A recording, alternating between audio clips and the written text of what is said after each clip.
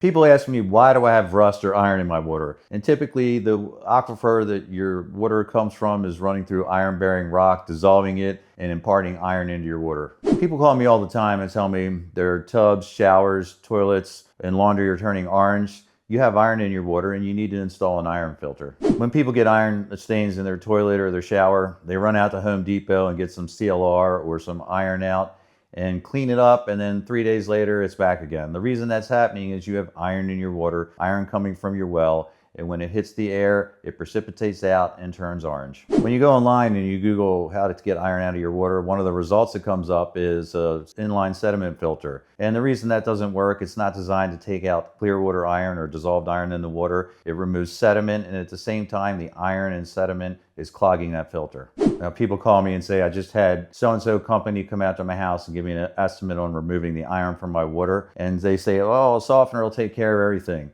It might work on low levels for a little while, but iron in the water shortens the life of the resin in the softener tank and ends up failing over time. You need to install a designated iron filter like our 2510 AIO Katalox Light filter. The filter right next to me does more than the average iron filter. Most iron filters can take out 5, maybe 6 parts per million of iron.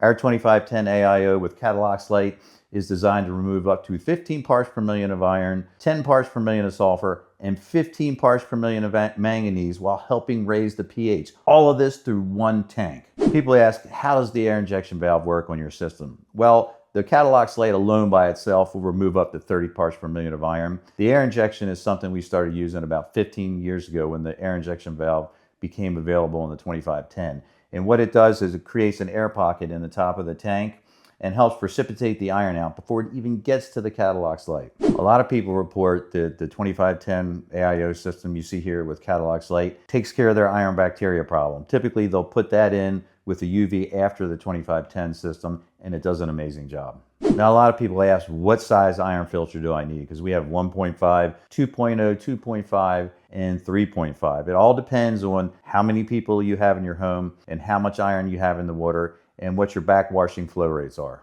A lot of people ask, should I put a sediment filter before my iron filter or any other filter I install in my house? Yes, we always recommend putting one of the big blues, either a 10-inch or the 20-inch that you see here, before any type of water treatment system.